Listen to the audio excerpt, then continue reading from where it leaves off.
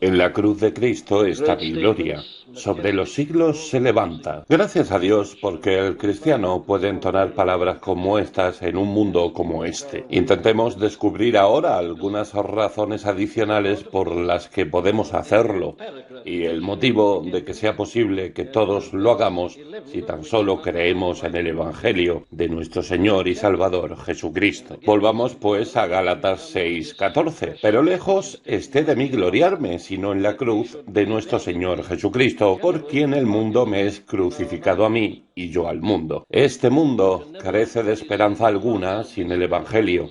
Y tal como hemos visto, la esencia del Evangelio es este mensaje de la cruz. Ahora bien, el autor del himno que acabamos de citar nos habla de todo lo que él había hallado en la cruz.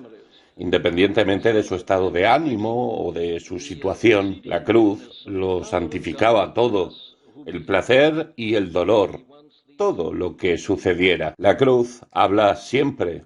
Esa es la postura del apóstol. Se gloría en ella porque ha descubierto que, independientemente de lo que le suceda, este mensaje le acompaña siempre, y eso hace que todo sea para bien suyo, de forma que se gloría en la cruz. Ahora bien, hemos examinado las distintas cosas que nos dice el apóstol, aquí y en otros pasajes, acerca de la cruz, pero no hemos terminado aún. Pero lejos esté de mí gloriarme, dice el apóstol, sino en la cruz de nuestro Señor Jesucristo. Es interminable, es algo inmenso, y así pasó a ofrecerte otra razón más para que el apóstol se gloríe en la cruz del Señor Jesucristo. Y es que la cruz de nuestro Señor Jesucristo es lo único que puede brindar una unidad y una paz verdaderas entre los hombres. Ahora bien, deseo que consideres esto, y es un momento de lo más oportuno, dado que todo el mundo están pensando en cómo alcanzar la unidad mundial. El asesinato del presidente Kennedy lo resalta de forma particularmente intensa. No tengo intención de predicar sobre el presidente Kennedy, pero sería completamente insensato no advertir lo que ese terrible y horrendo acontecimiento debiera inducirnos a pensar a todos. Era alguien que se estaba esforzando y luchaba de diversas formas por alcanzar la unidad entre todos, hombres y mujeres. Habrá algunos que digan que halló la muerte porque intentaba resolver el problema de la integración en los Estados Unidos. ¿Cómo unir a blancos, negros y personas de color? ¿Cómo acabar con la segregación racial y alcanzar la integración? Sin duda, ese era uno de los problemas a los que se enfrentaba. Fue a Texas porque le preocupaba esa cuestión. Luego se enfrentó al problema de la polarización entre las naciones del mundo, el telón de acero que las separaba. Estaba peleando y luchando con el problema de cómo unir a dos facciones en guerra del género humano. Aquí tenemos a un hombre que dedicó su vida y su trabajo a esta misma cuestión. Y estoy convencido de que no faltamos a la verdad si decimos que, en muchos sentidos, halló la muerte por causa de estas cosas. Este es, pues, un problema que nos preocupa. Nos encontramos en un mundo lleno de tensiones, de divisiones, de luchas, amenazado por la guerra. Nos encontramos en un mundo irremediablemente dividido, un mundo lleno de infelicidad y dolor. La Biblia siempre ha dicho que este es un mundo malvado. Nadie más lo dice. Los periódicos no lo dicen. Los periódicos consideran que un acontecimiento como el asesinato del presidente Kennedy es algo excepcional. Solo es excepcional en cuanto a que es inusualmente dramático. Pero el mundo está lleno de ese tipo de cosas. Esa es la clase de mundo en la que vivimos. El mundo parece conmocionado por lo inesperado que ha sido. No es inesperado, no es inusual. Este es el presente siglo malo. En palabras de la Biblia, no estoy exagerando esta cuestión. Tengo mi propia opinión con respecto a quién ha sido el autor de este crimen miserable, pero afirmo que no es más que una manifestación de lucha, contienda, antagonismo, resentimiento y odio.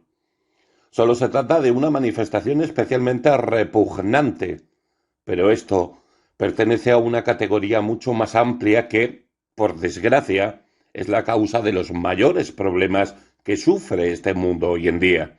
Y por eso pido que le prestes atención. Ahora deseo considerarlo no solo en términos de la situación del mundo, sino también en términos de nuestras vidas individuales. Una de las mayores falacias de la actualidad es que establecemos una separación demasiado tajante entre el individuo y la masa, entre las naciones y las personas. A fin de cuentas, una nación no es más que un conjunto de individuos, o también se puede decir que no es más que un individuo a gran escala. El mundo es una especie de macrocosmos del que el individuo es un microcosmos, y lo que es cierto de las naciones del mundo también es aplicable a los individuos. En todas las naciones hay grupos y divisiones, y también hay divisiones, grupos y tensiones en unidades aún menores, hasta en las familias.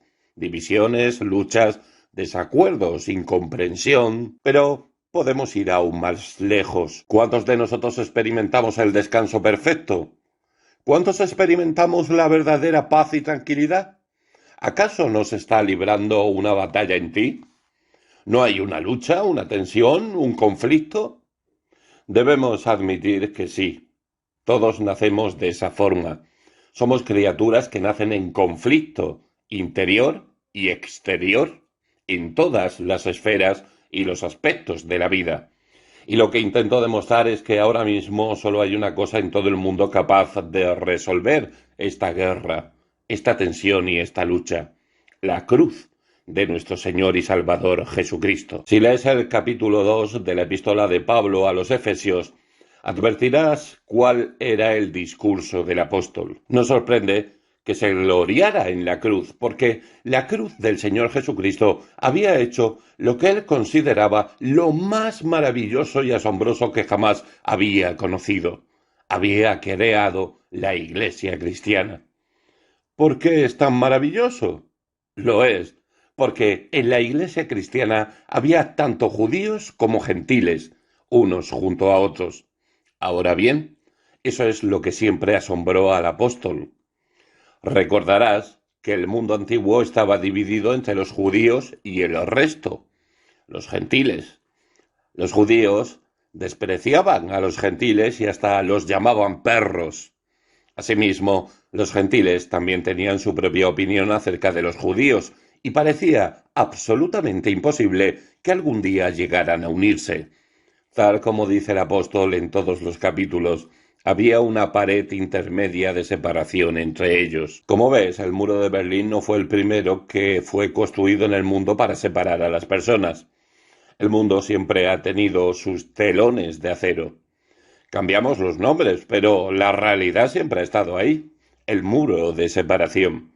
Los judíos a un lado y los gentiles al otro. Y entre ellos, un amargo odio y una animosidad que difícilmente podemos imaginar. Antes de su conversión, el apóstol Pablo fue uno de los judíos más extremados que haya conocido el mundo.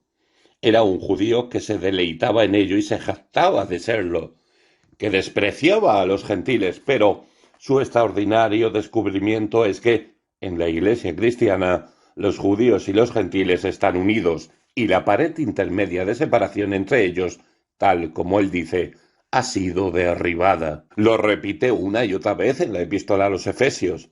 En Efesios 1, versículos 11 y 13, dice: en él, asimismo, tuvimos herencia, habiendo sido predestinados conforme al propósito del que hace todas las cosas según el designio de su voluntad. En él también vosotros, nosotros, siendo judíos, también vosotros, los gentiles, habiendo oído la palabra de verdad, el evangelio de vuestra salvación, y habiendo creído en él. Y luego, como vimos en el capítulo 2, permíteme recordarte que dijo: por tanto, acordaos de que en otro tiempo vosotros, los gentiles, en cuanto a la carne, erais llamados incircuncisión por la llamada circuncisión hecha con mano en la carne. En aquel tiempo estabais sin Cristo, alejados de la ciudadanía de Israel y ajenos a los pactos de la promesa, sin esperanza y sin Dios en el mundo.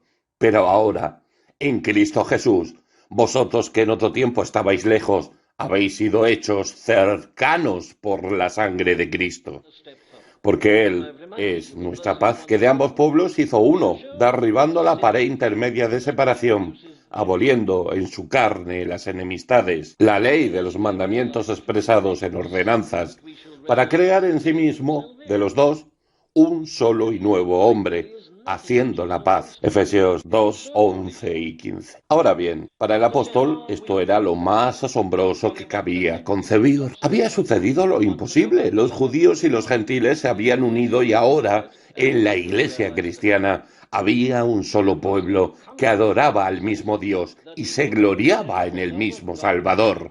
Ese es, pues, uno de los principales motivos de gloriarse en la cruz de Cristo. Y eso es lo que deseo exponerte.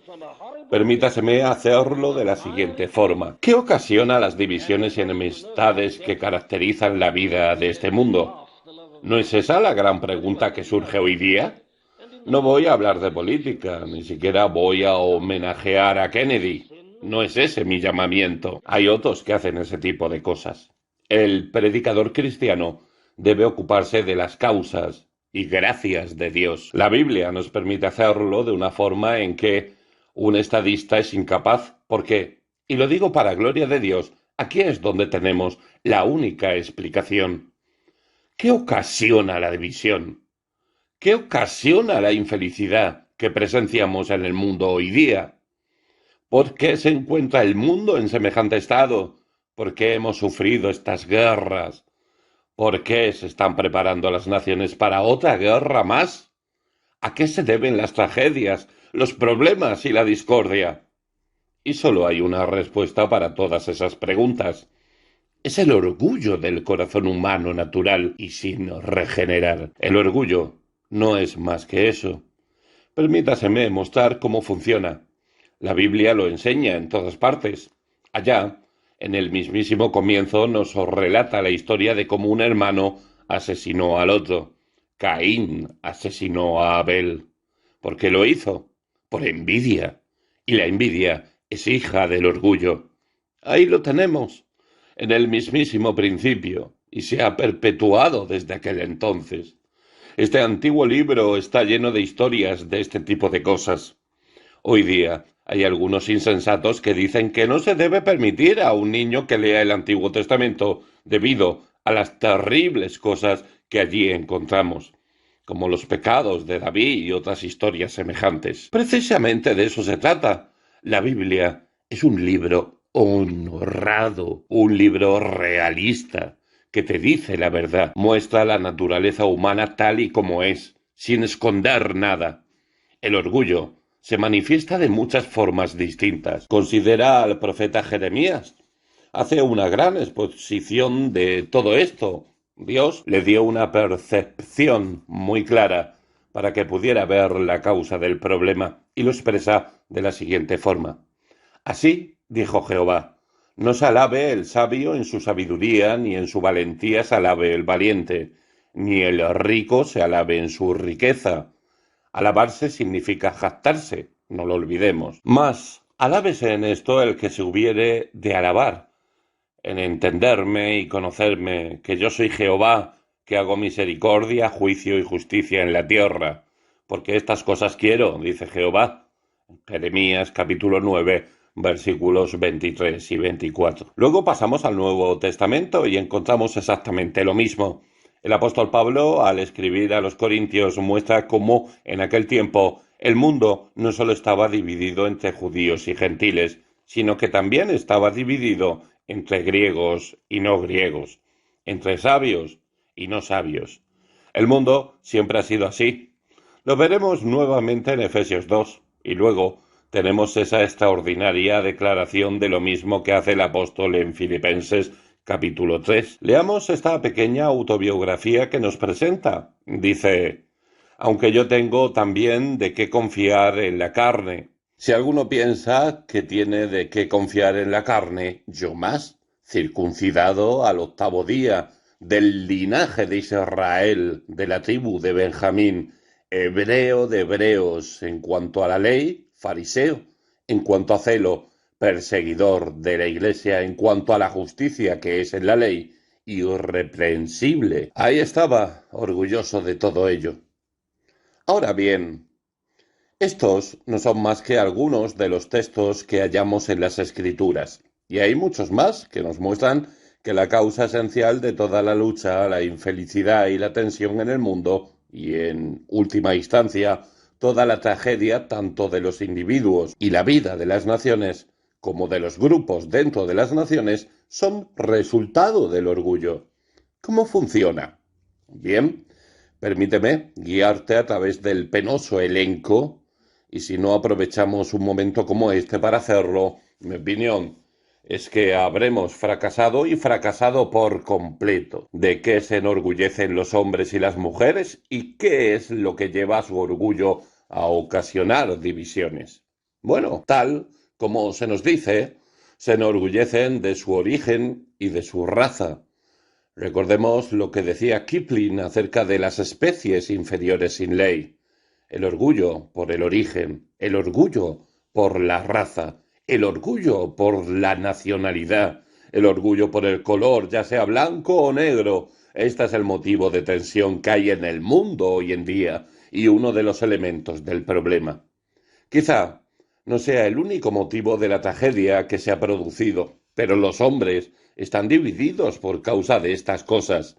Seres humanos, almas a los ojos de Dios, pero divididos por el color, blancos y negros. Y no lo olvides, estos aspectos los encontramos en ambos bandos. Tenemos este problema con la nacionalidad con respecto a la raza, con respecto a la casualidad del nacimiento y todas esas cosas. Todas esas cuestiones enumeradas aquí por el apóstol en Efesios 2 y Filipenses 3. Ahora bien, el apóstol mismo, antes de convertirse en apóstol y antes de convertirse en cristiano, se deleitaba en estas cosas, se enorgullecía de ellas y del hecho de ser hebreo de hebreos. Miraba por encima del hombro a todo aquel que no lo fuera. Había nacido en una tribu en concreto, la tribu de Benjamín, y todo eso le llenaba de orgullo. Otra de las causas de lucha es el orgullo del poder propio. ¿Cuánta tensión hay en la actualidad entre los que tienen y los que no? Los que tienen quieren aferrarse a lo que tienen. Los que no tienen lo desean. Y todos están consumidos por idéntica pasión e inevitablemente llega la lucha y la tensión entre los que quieren algo y los que quieren quedárselo.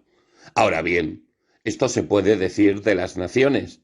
Esta ha sido una de las causas más habituales de guerras, especialmente en el siglo XX. Pero ya lo era mucho antes. La codicia, el deseo de tener, de conseguir poder, de ser alguien importante y maravilloso, la riqueza y el poder de la riqueza. Esa es la causa de muchas luchas empresariales. El empleador y el empleado. El empleado quiere una mayor parte del pastel que hasta entonces pertenecía al empleador, y cada una de las partes se vuelve inflexible. Así llegamos, pues, a la lucha, a divisiones y, en última instancia, a la guerra. Pero todo ello es el resultado del orgullo. El poder es algo asombroso. Las naciones se embriagan de poder. También los individuos se embriagan con él, y una vez que lo hacen desean retenerlo. Incómoda descansa la cabeza que lleva a corona. El ansia de poder y de control, toda la historia humana rezuma a este tipo de cosas. Y es por causa del orgullo del poder y también del orgullo del intelecto, que lleva exactamente a lo mismo. Hemos visto cómo el mundo antiguo estaba dividido en griegos y no griegos, sabios y no sabios. Los griegos eran un pueblo muy intelectual, además de tener una gran capacidad militar. Produjeron ese gran linaje de filósofos, los más grandes que el mundo haya conocido, y se enorgullecían de ello. Miraban pues a las naciones que les rodeaban y decían: ¿qué saben ellos? ¿Qué comprensión tienen de las cosas? ¿Qué filosofía poseen? Algunos de ellos son buenos luchadores, otros son buenos mercaderes, otros son buenos marinos, pero carecen de entendimiento. Dividían pues a todo el mundo entre griegos y no griegos, sabios y no sabios. Pero nuevamente aquí había rivalidad y tensión, tirantez, y es tan habitual hoy día como lo era entonces. Estas sutiles divisiones se filtran en toda la vida. Me he encontrado muchos casos en la vida en los que esto mismo ha sido motivo de gran sufrimiento, hasta en el seno de las familias. Por ejemplo, uno de los miembros de la familia, al ser un poco más inteligente que el resto, prosigue con sus estudios. Va a la universidad y el resto no. Sé que eso ha sido motivo de tristeza, casi de angustia en algunas familias. El intelecto, el orgullo del hombre que lo tiene y disfruta de una oportunidad, y los otros que sienten ciertos celos y envidia. ¿Quién se piensa que es? Dicen. ¿Se cree distinto por saber un poco? Etcétera. Debemos ser conscientes de todo esto. Es uno de los muchos problemas sociales que rondan las mentes de las autoridades de este país en la actualidad. Esas son, pues, las tres formas en que se ha manifestado esencialmente a lo largo de los siglos este orgullo que hay en el hombre. El siguiente paso en este argumento es que hoy día no conocemos nada en el mundo que pueda resolver esta situación. Ahora bien, esa es una afirmación muy categórica, ¿no es cierto? Pero la hago. El estado del mundo en la actualidad lo demuestra por completo de por sí. El mundo no podrá alcanzar la paz jamás. Lo único que puede hacer el mundo es acabar con una guerra o detenerla por el momento. En el mejor de los casos, jamás ha llegado a ir más lejos de un cese de hostilidades transitorio. No es capaz más que de alcanzar una especie de intervalo armado durante el cual no se lucha. Pero verás, la gran falacia que hay detrás de lo que el mundo hace es que no comprende que la mera ausencia de lucha no equivale a la paz. La paz es activa, no pasiva. La paz significa amor, comprensión, entendimiento, una unidad verdadera, y el mundo no sabe nada de eso. Es incapaz de generarlo. Ahora bien, en mi opinión, esto es algo sumamente importante y vital porque muestra lo inevitable del fracaso del mundo. Pero el mundo se engaña a sí mismo, porque considera el cese de hostilidades como una paz activa. Permítaseme ofrecer un ejemplo de esto. En la Primera Guerra Mundial utilizaron gases venenosos en la contienda, pero ¿te das cuenta de que en la Segunda Guerra Mundial no los emplearon? En 1938 se nos informó de las medidas que debíamos adoptar en caso de un ataque con gas mostaza, etc. Pero jamás se llegó a utilizar. ¿Por qué no? ¿Se debía al progreso del mundo? ¿Se debía a que por fin el hombre sentía amor hacia sus congéneres? No. Solo había una respuesta. Ambos bandos poseían gas mostaza y los dos sabían que en caso de utilizarlo, el adversario respondería de la misma forma. Así pues, ningún bando lo utilizó. Eso no era paz, era simplemente evitar hacer algo que podía redundar en perjuicio propio. No hay progreso, no hay desarrollo, y creo que se puede decir fundadamente que lo que nos ha proporcionado eso que llamamos paz desde el final de la Segunda Guerra Mundial en 1945 no es que las naciones del mundo sean más inteligentes o más benévolos de lo que eran, o que se hayan acercado más entre sí. Solo hay un motivo, y es la posesión de la bomba atómica por parte de ambos bandos. ¿No fue eso lo que resolvió la crisis de los misiles en Cuba? Ambos bandos sabían que si uno la utilizaba, el otro respondería, y ambos sufrirían, por lo que no la utilizaron. Pero eso no es paz, es miedo. Eso no es lo que verdaderamente consideramos paz. Lo que yo afirmo es que la paz es algo activo, implica una nueva actitud, una nueva comprensión. Paz significa amor, pero el mundo no es capaz de generar algo así ni siquiera en el mejor de los casos. O considera otro argumento. Hay ciertas personas en este país que dicen antes rojos que muertos.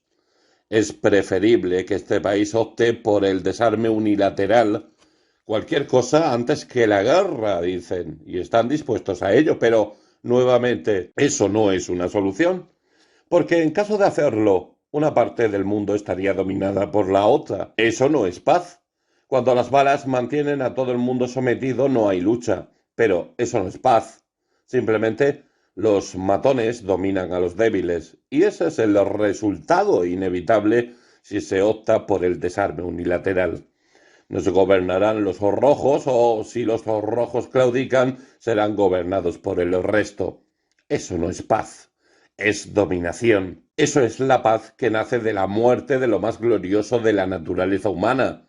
Eso es servidumbre. Donde hay servidumbre, no hay guerras, ni siquiera hay huelgas. Pero eso no es paz, porque es completamente pasivo. No solo eso, consideremos todos los esfuerzos que se están haciendo en el mundo y al examinarlos y analizarlos, veremos que detrás de ellos hay un espíritu de odio, de enemistad y de contienda. Seamos realistas y afrontemos los hechos. El último presidente Kennedy fue odiado y vituperado por muchos de sus compatriotas, no solo por el hombre que ejecutó su vil asesinato, sino por muchos otros, personas buenas y respetables que le odiaban por causa de su política.